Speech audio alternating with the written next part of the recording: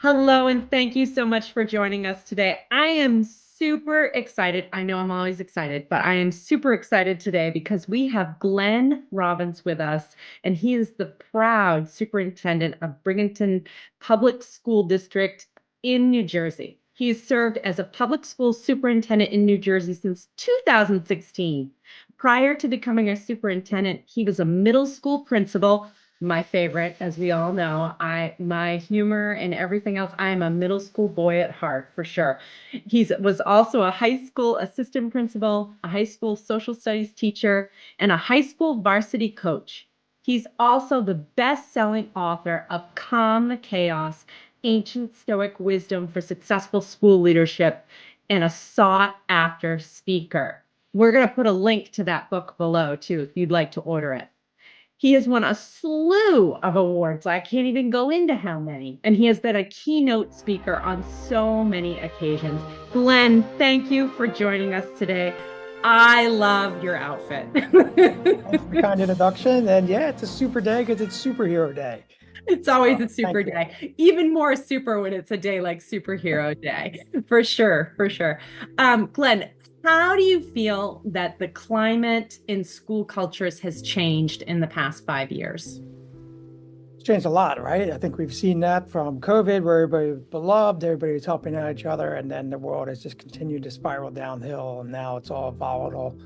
And we see so many different people lead the profession for all the wrong reasons. Yeah, The volatile public displays, the media, the board comments, and so forth. It's a lot. And, yeah. one thing that we do in Brigantine is we can control what we can control is ourselves. And how can we make it great for kids and staff members each and every day? So we try not to worry about the outside variables. And at the same time, we just focus on what we can do for the betterment of the kids and staff each and every day. You guys do some unique things at your school, which I absolutely love. I love to see the pictures and the posts about the gardens and everything else that's going on. I so enjoy reading your posts. Talk about how that contributes to safety, because that's the biggest thing right now is that every time I go in to do a professional development training, staff are telling me I don't feel safe. And I can tell from how students are acting that they don't feel safe. So, how are you guys fostering safety in your schools? That's the first and foremost job at any school, right? And then For education sure. second. So, for us, we've just revamped a lot of our district. All exterior and interior doors are brand new locking mechanisms and so forth. Uh, all new camera systems. We pretty great deal with that. But it's all artificial intelligence. So if we're looking for somebody in a particular shirt or looking for a distinguishing characteristic of some sort, it pulls it right up. It traces the cars. Does the same thing when people sign into the building. It'll follow that person where he or she is going. We work exclusively with our fire and our police department on the islands. We have two SROs that help us out here as well. So, I'm a dad. My own child goes to our school district, and I treat each and every kid like they're my own. So, when anything comes up, I'm very transparent with the parents as well. So when we have a possible rumor or threat, they get an email immediately from me, a letter saying, hey, here's what's going on. I'll put out a phone call, put out a text message on the app that we utilize. So, that's the first and foremost is the physical safety. And then we have to have the psychological safety for the kids and the staff. So for us, like you mentioned, like we have the garden that's going awesome. We started so many different clubs. You have esports, surf club, golf club. Just teamed up with the local aquatic center. Now we have a swim team that's starting for, and we're pre-K to 8. So we're getting all these kids involved, trying to utilize them in so many different ways. But if you go onto YouTube and just type in Brigantine Community School, all those videos are student run. They're created and published by the kids. So our teacher does an amazing job of overseeing them and leading them. But these kids do it all. So we do a lot of that, and we bring a lot of the public into the building. So we have an incredible relationship with our Chamber of Commerce that our kids, that's another project, the Mr. Rogers Project. So our eighth graders are working with local businesses, not, mega conglomerate superstores, but smaller businesses, and they teach the business owners how to do advertising for kids of their age through social media. And at the same time, the business owners show them what's great about being an entrepreneur and what's not great about being an entrepreneur and leading that. So it's a great combination of people working together for the livelihood of the safety of all the kids, because that's our number one thing. Our parents send us the most prized possessions, and we have to take care of them day in and day out. And I won't go into much more about our safety protocols, just because I don't want anybody to really know. But I'm really proud of what we got going on, and we can always improve each and every day as new things come to light. Yeah, you do some great things with parents too, and I would love to highlight that I talk about a lot in my book about getting parents involved, getting administrators involved, how to connect and build those connections and everything else. But you guys really make the effort to make sure that your parents are a part of the community, and it is a community. Your school Yeah. is a part of a community, and that is huge because there's so many kids that just don't feel safe because they don't feel safe because of all the environments they're in, not just school, for sure. And for them to come in and feel safe in the school and to teach the parents how you can have safety. Yeah, Um, it's awesome. I have kids that email me at all the various grade levels. Hey, can you please unblock something on the website? And or can you please write me a letter of recommendation? Whatever it may be, but they feel safe enough to come up to me and the other administrators and the teachers to have that conversation. I'm a young parent, so you'll see me on the athletic fields, with my own children out there. And I have no problem talking to people about what's going on in our school and telling them the real stories to the great things that are happening there. Um, the best thing I got told recently was our back to school night or meet the teacher night, whatever you call it there. mhm. We had a couple new families come in, and they had asked a couple different staff members, is this a private school? Like, it's just super clean, super nice. Everybody's involved and here for all the right reasons. So that's comforting to hear as a leader that that's the type of culture that we have for these It kids. definitely does. It has that look online for sure, which is wonderful. And it's that instills so much safety just being able to see and communicate and do face to face, because there's a lot of administrators that don't have the capacity to get out of the office and to spend time out during the activities and those sorts of things. And that is huge to see the face. The face is what makes people feel safe a lot of the time, and they need to know that that person is there and everything else.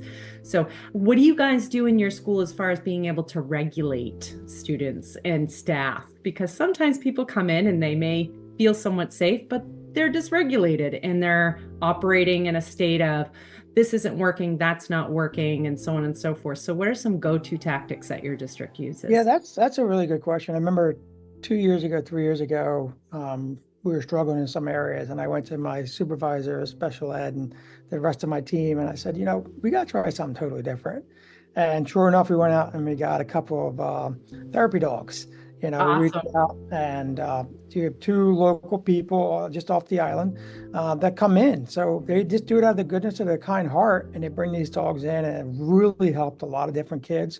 We have the sensory hallways, we have the sensory classrooms, we have all these various things. We have interactive floor where you can play basically a giant video game on the floor, interactive floor wise. We've updated a lot of our furnitures and our designing of our building and so forth because of what the kids pick. So I go to them a lot and say, this is your school. I want to give you trust and respect. And then this way you respect it back. But what would you like to see changed here? So sometimes just going to them and treating them like a human being goes a long way, regardless of the grade level, regardless of what they're going through. We have an amazing team here of individuals, leaders. And I call them leaders, but they're every position you can think of in a school building. Everybody helps everybody in any particular way. Everybody knows the kids' names. Everybody knows the families. We just recently had a family that had a house fire, and then the next day, a local next town over, another kid died that was 9 years old. So we were dealing with the grieving kids on that, plus the grieving kids on the other issue. And then we had, a rumor of a threat going on 2 days later. And this is all in the beginning of the school year. Yeah. And, for us, it was like, okay, here's what we're going to do. We're going to help each other out. We're going to raise money for this one family. We're going to write, sorry cards for the other families. We're going to do all this other stuff and get the kids involved and the families involved. Like I said, the adults in this building, in this district, do an amazing job of working together. They really put it at, everybody says kid first. They really do. And I look at it from adult first. So how am I supporting my teachers? How am I supporting my staff members, whether the cooks in the kitchen or paraprofessionals, front desk, whatever it may be? Everybody plays such an equal, vital part here that Sometimes even the guys, the cafeteria staff and or the custodials are helping out deregulate some kids in the little kid lunchroom, you know. They're honestly that group of staff are so gifted at that. It's like you don't even realize you have another calling. They do, and I love it because some of them who have some rough days, these kids, they treat like one or two guys like they're their grandpa, Yeah. and there is a janitorial, and it relates to them in some way, and it's a way for us to get the kid to calm down. But yeah, we have an amazing staff that does such a great job at that. Yeah, and it does just the same thing for the staff person too, because it regulates them and makes them feel productive and contributing, which is just huge. It's such a wonderful thing that can be such a Yeah, they symbiotic. do a lot at each and every day, and they go Yeah, home tired because they put their heart and sleeve on themselves every day. yeah, for sure. How do you guys handle chronic calls for support? Well, you know what? We have a great team when it comes to that. So when the radios come on, whatever it may be, and that's what you mean, like if there's an issue going on, we have to, Yeah, especially yeah, for students that seem to be repeat offenders. yeah. So, we Those have are some my runners. We appreciate it. So we have some runners here and there.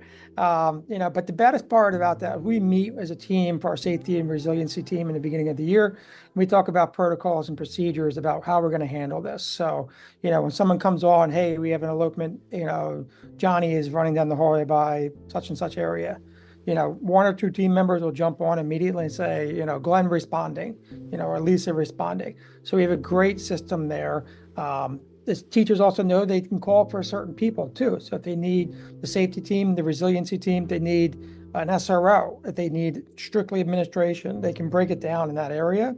And every person, I know we have paperwork, I know that's the job, but everybody pushes that aside and runs right to whatever it needs to be to help out. So.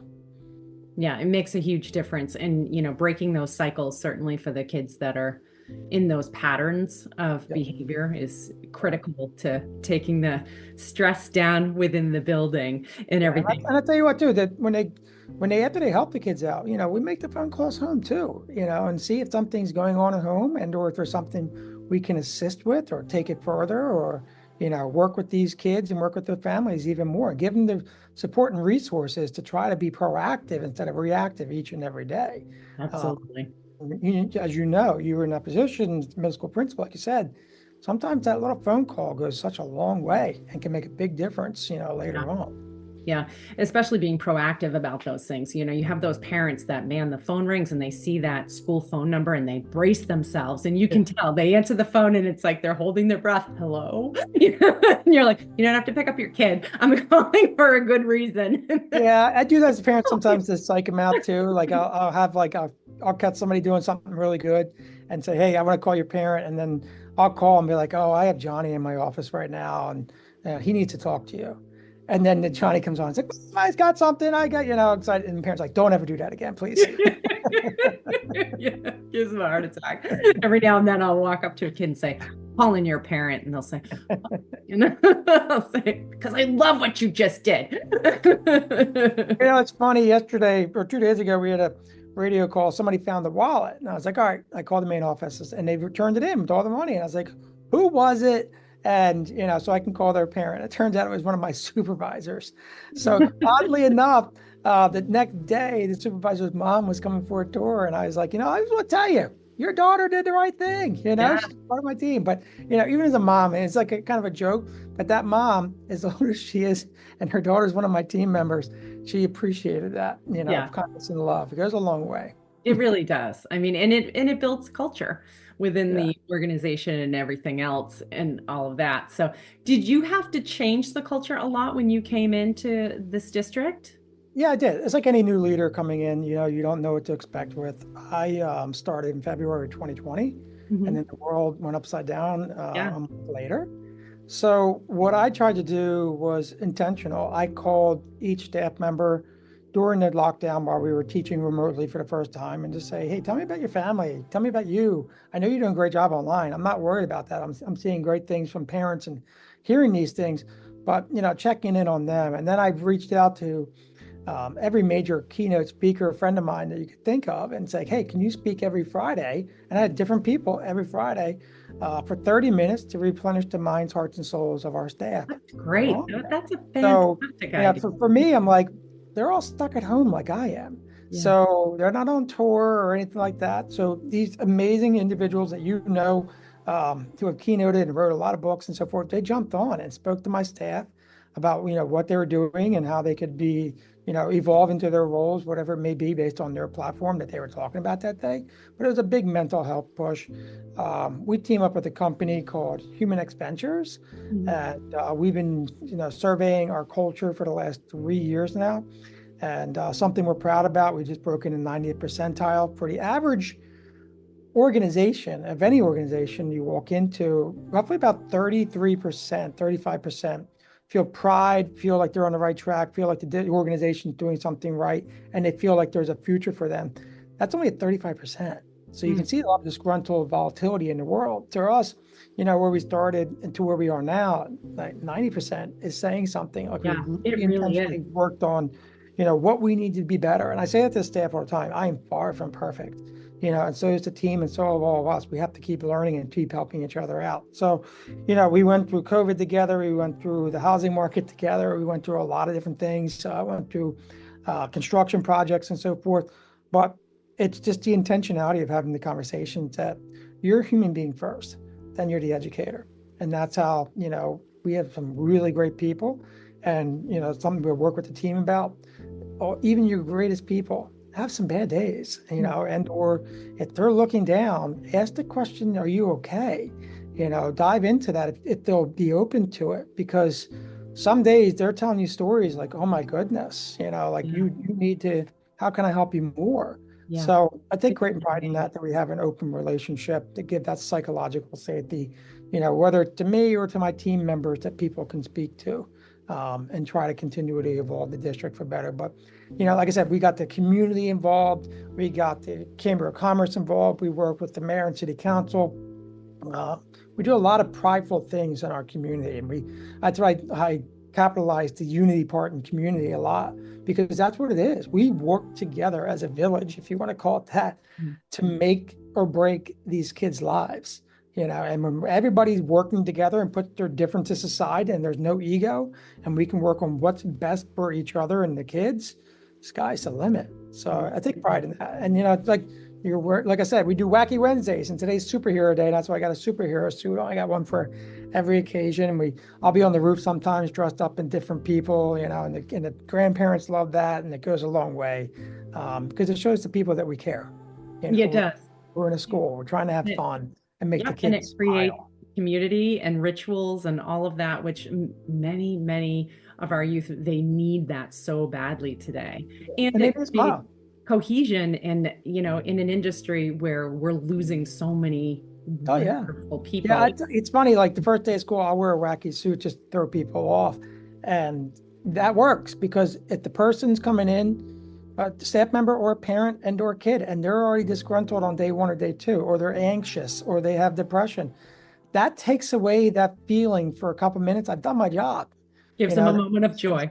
Yeah, gives them that joy of laughing at me or laughing with me, Yeah. and they forget about what they were just thinking about in their head, overthinking, and now they come into the buildings and they can be a little more at ease. So Yeah. that's part of the intentionality behind the suits and the outfits too. I It's love just it. I love it. I have a whole section in my book that's on just humor and how to infuse humor at different levels and everything.